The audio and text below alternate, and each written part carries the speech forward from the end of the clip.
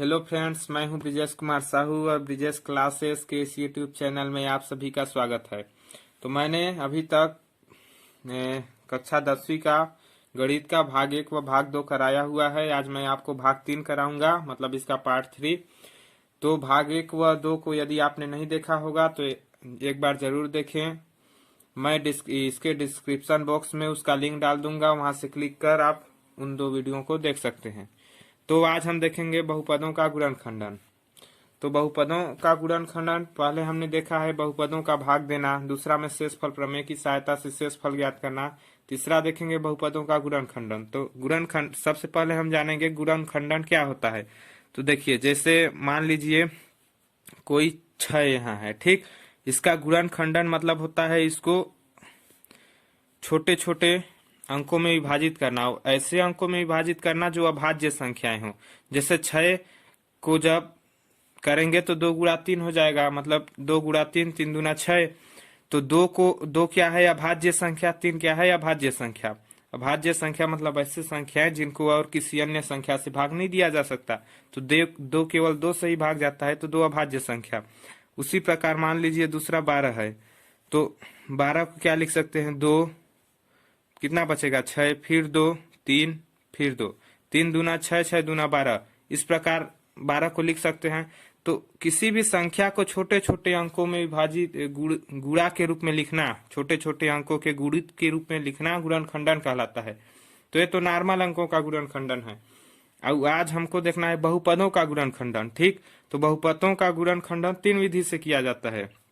बहुपदों का गुणनखंडन की विधियां 3 है।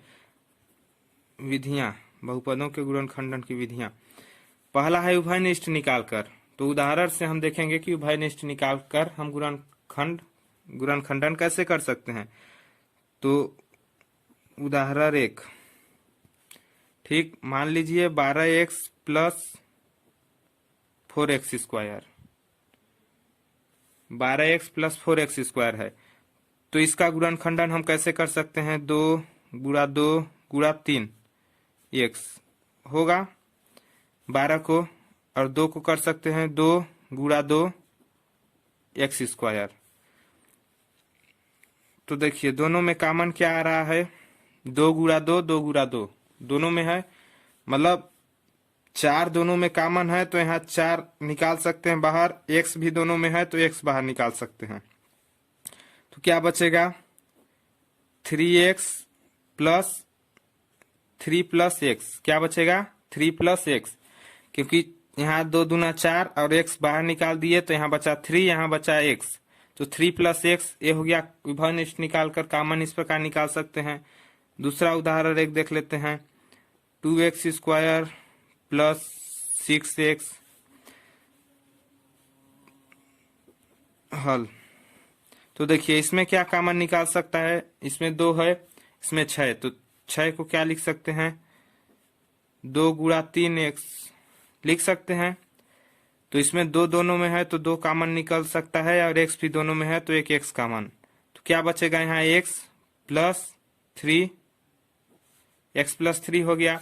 तो इनके 2 भाग में बढ़ गए, भी 2 भाग में बढ़ गए। तो बहुपद ये सब क्या है, बहुपद। तो बहुपदों का गुणनखंडन का अर्थ है कि बहुपदों को अलग अलग पदों में विभाजित करना, ठीक। ये पहला विधि है उभयनिष्ठ निकालकर। अब हम देखते हैं सेकेंड विधि। सेकेंड विधि होता है सर्व समीकाओं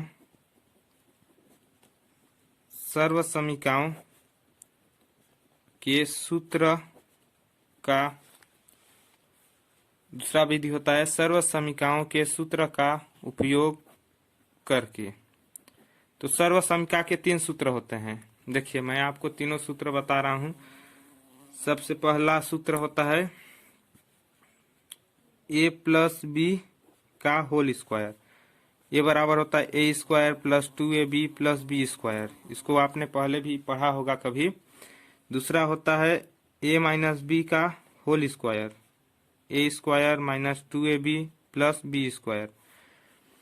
तीसरा होता है a square minus B square, इसका होता है a plus B a minus B. ये होता है सर्वसमीका के 3 सूत्र, ठीक। तो पहले हम पहला का एग्जाम्पल देखते हैं। उदाहरण पहला। तो पहला का उदाहरण हम देख सकते हैं। मान लीजिए x square plus 6x plus 9, इसका बोलेगा गुणनखंडन कीजिए। गुणनखंडन कीजिए। तो देखिए यहाँ इसका हम ए का मान इसमें, इसका गुणनखंडन कैसे कर सकते हैं। मान लीजिए एक्स स्क्वायर प्लस,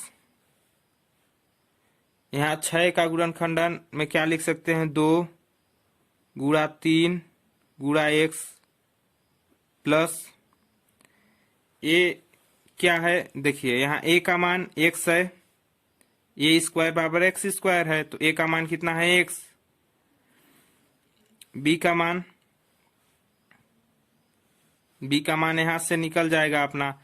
बी के जगह कितना है, यहाँ 9 है, तो ये किसका होल स्क्वायर है, 3 का, 3 तिहाई 9, तो यहाँ बी का मान 3 हो गया। तो ये क्या हो जाएगा, x प्लस 3 का होल स्क्वायर। इस सूत्र के रूप में देखिए a प्लस बी का होल स्क्वायर, a का मान x, b का मान 3, तो x प्लस 3 का होल स्क्वायर, इस प्रकार हो जाएगा। अब दूसरे का एग्जाम्पल देखते हैं इसका। पहले इसका देखें, अब इसका देखते हैं।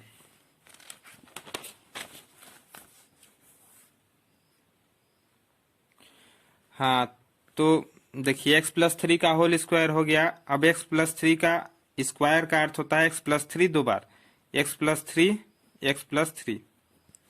ये देखिए इसका गुणनखंडन दो पदों में हो गया। इसका हल यहाँ से है, इसका गुणनखंडन दो पदों में हो गया x प्लस 3 x प्लस 3। ये पहला का उदाहरण है। अब दूसरे सूत्र का एक उदाहरण देखते हैं।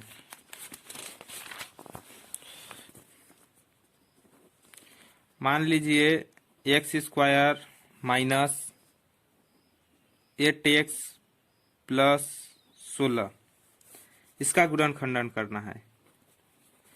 तो देखिए सूत्र अपना क्या है, a माइनस बी का होल स्क्वायर बराबर a square minus 2ab plus B square.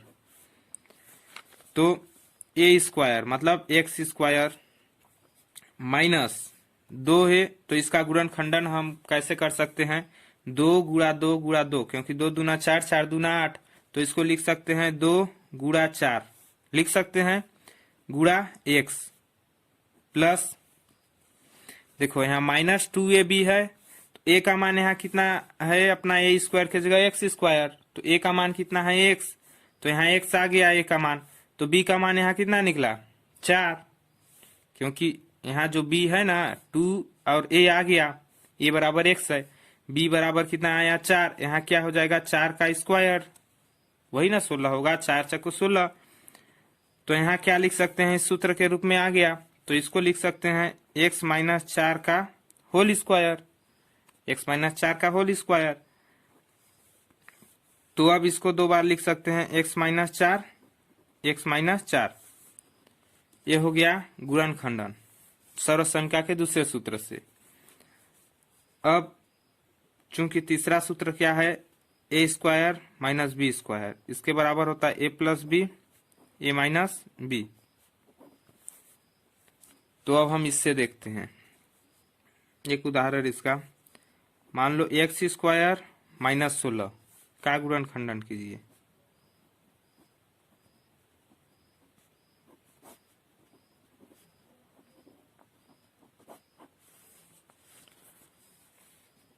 तो इसके गुणनखंडन में क्या होगा, एक्स स्क्वायर माइनस 16, यहाँ क्या होता है ए स्क्वायर माइनस बी स्क्वायर बनाना है, तो ए स्क्वायर तो है, इसको बी स्क्वायर भी बनाना है, तो क्या लिख सकते हैं एक्स स्क्वायर माइनस 4 का स्क्वायर, क्योंकि 4 चक्को 16 होता है, तो ए स्क्वायर माइनस बी स्क्वायर हो गया, तो क्या होता है ए प्लस बी ए माइनस बी, तो क्या हो जाएगा x minus 4 dot x plus 4, क्योंकि ए का मान x है, बी का मान 4, तो x माइनस 4 और x प्लस 4। ये हो गया तीसरा गुणनखंडन। ये तो सर्वसंख्या के तीनों सूत्रों से गुणनखंडन थे, ठीक ना। तो इसको आप चाहें तो नोट में उतार सकते हैं। या फिर स्क्रीनशॉट ले सकते हैं।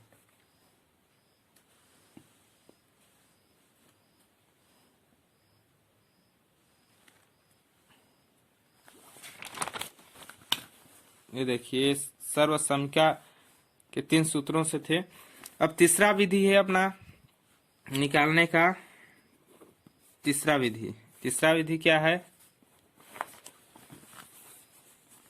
ax square plus bx plus c के रूप में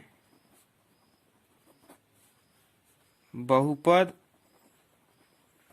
के मध्य पद ax square plus bx plus c के रूप में बहुपद के मध्य पद को तोड़कर गुणनखंडन करना।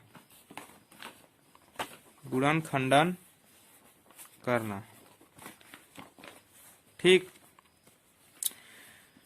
तो हम अलग अलग विधियों का उपयोग क्यों करते हैं? तो अलग अलग विधियों का उपयोग इसलिए करते हैं क्योंकि हर एक उदाहरण का मतलब हर एक प्रश्न को सर्वसंख्या के सूत्रों में नहीं डाल सकते, इसलिए हम इस विधि का प्रयोग करते हैं। वो जब एक्सरसाइज का क्वेश्चन हल करेंगे तो आप लोग को पता चल जाएगा। इसका मान लीजिए एक उदाहरण लेते हैं। एक उदाहरण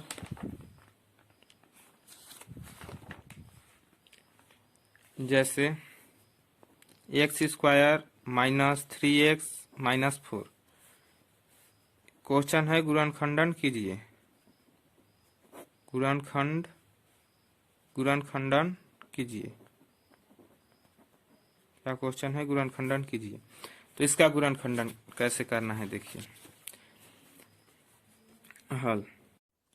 हाँ, तो देखिए इसका क्या करना है गुणनखंडन। तो सबसे पहले इसको लिखेंगे x square minus 3x minus 4।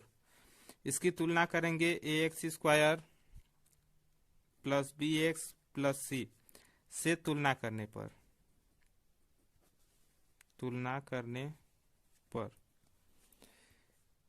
a बराबर कितना आ जाएगा 1, b बराबर -3, c बराबर -4। तो हमको मध्य पद को 2 भागों में तोड़ना है। ठीक, तीसरा विधि में मध्य पद को 2 भागों में तोड़ना है और इस प्रकार तोड़ना है। देखिए इधर रफ कार्य बता रहा हूं कैसे तोड़ना है। मान लो हम 2 संख्याओं a व b में तोड़ेंगे तो a प्लस b को जब जोड़ेंगे तो कितना आएगा? -3। मतलब b के बराबर आना चाहिए। जब 2 संख्याओं में तोड़ेंगे तो b बराबर -3 है, -3 आना चाहिए। ठीक, और जब उन 2 संख्याओं का गुणा करेंगे तो कितना आएगा? कितना आएगा? a गुणा c कितना आना चाहिए? जब उन 2 संख्याओं का गुणा करेंगे तो a गुणा c के बराबर आना चाहिए। अर्थात a गुणा c मतलब 1 गुणा -4। तो कितना आ जाएगा? -4। a का मान 1 है, c का मान -4, तो आना चाहिए -4। गुणा करने पर आना चाहिए -4 और जोड़ने पर आना चाहिए -3। तो हम कैसे जानेंगे?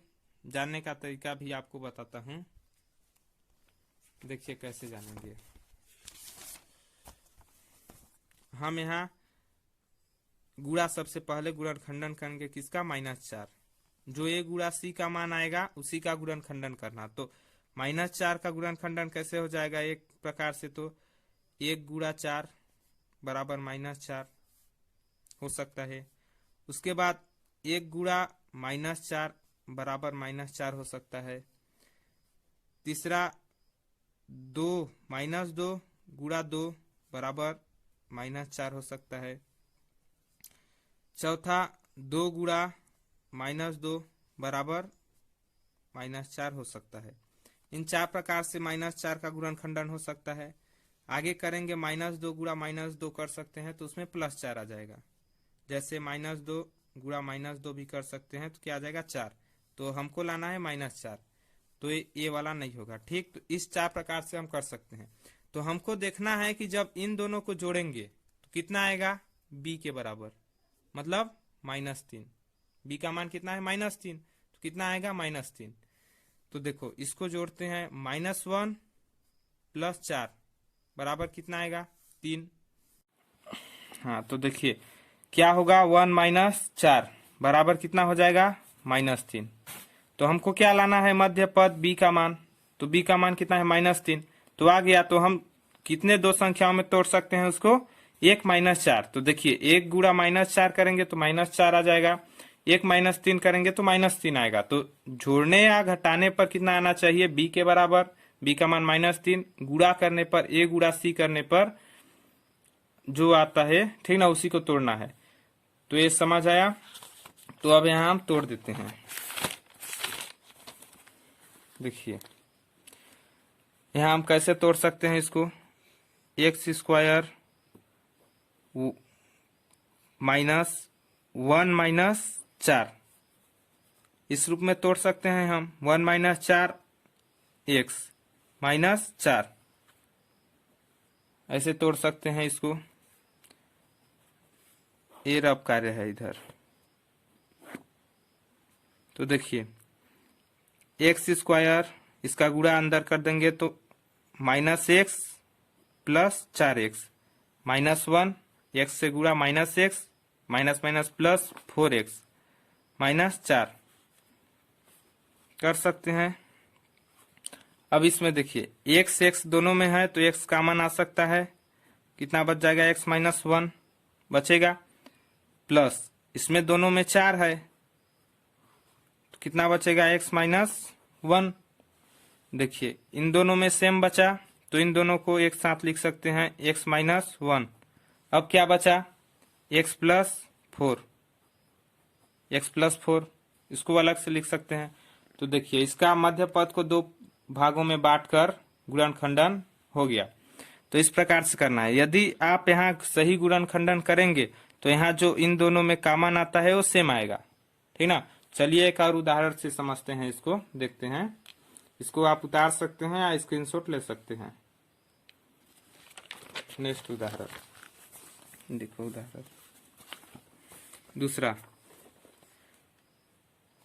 दूसरा हम लेते हैं। मान लो x स्क्वायर -8x + 15। इसका क्या करना है, मध्य पद को तोड़कर गुणनखंडन करना है। तो हल इसका कैसे करेंगे, तो क्या करेंगे, x स्क्वायर -8x + 15 की तुलना ax स्क्वायर + bx + c से करने पर तुलना करना है।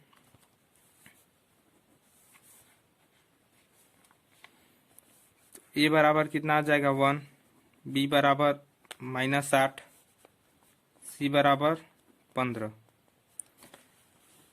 तो हमको कैसे तोड़ना है कि गुणा करने पर कितना आना चाहिए, हमको तोड़ना किस प्रकार है, देखिए इधर a गुणा c बराबर आना चाहिए b, मतलब 1 गुणा 15, ठीक।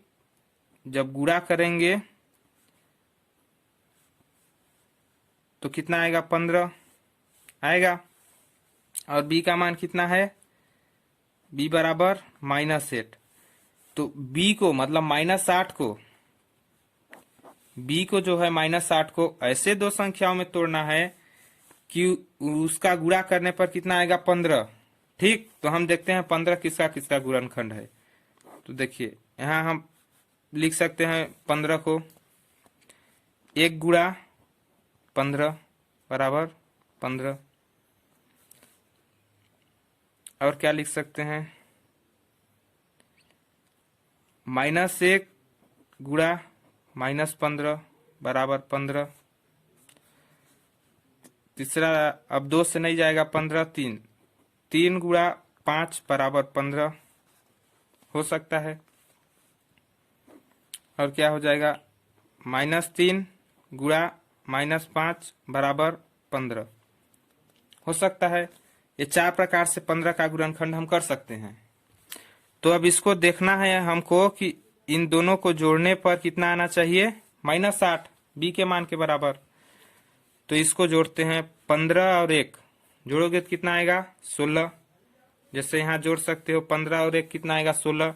यहाँ -15 और -15 और -1 जोड़ोगे तो -16, 5 और 3 जोड़ोगे तो 8 आएगा, -3 और -5 जोड़ोगे तो कितना आएगा, -3 -5 कितना आएगा, -8। तो कौन वाला, यहाँ हम मध्य पद को दो भागों, हाँ तो देखिए -5 और -3 जोड़ेंगे तो कितना आएगा, -8। ठीक, तो हम मध्य पद को इसी में तोड़ेंगे। देखिए यहाँ कैसे तोड़ सकते हैं, एक्स स्क्वायर, रफ कर रहे हैं, एक्स स्क्वायर 8 को कैसे तोड़ना है, -8 को, -3 और -5, तो क्या लिख सकते हैं यहाँ, -3 -5 एक्स, ठीक ना, -8 आ जाएगा, +15 x square plus -3 -5 x 15, x square गुणा करेंगे -3x -5x +15, ये होगा। अब देखो इन दोनों में क्या है, x square -3x, x common आ सकता है, दोनों में x है, कितना बचेगा, x -3, ठीक, x -3 बचेगा।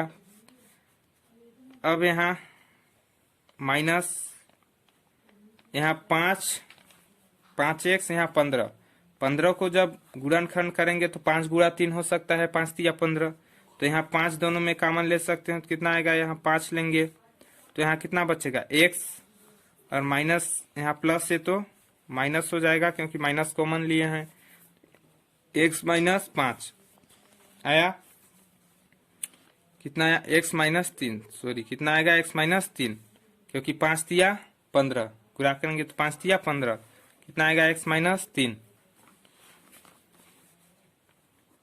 अब देखिए दोनों में x -3 है तो इसको कॉमन ले सकते हैं, x -3, क्या बचेगा, x -5 बचेगा, तो इसका गुणनखंडन हो गया एक्स स्क्वायर -8x + 15 का x -3 x -5। ठीक, तो आप इसको नोट में उतार सकते हैं या स्क्रीनशॉट ले सकते हैं। इसी प्रकार हमको मध्य पद में तोड़कर दो भागों में बांटने वाला बहुपद का गुणनखंडन करना है। आशा करता हूं कि वीडियो आपको पसंद आया होगा।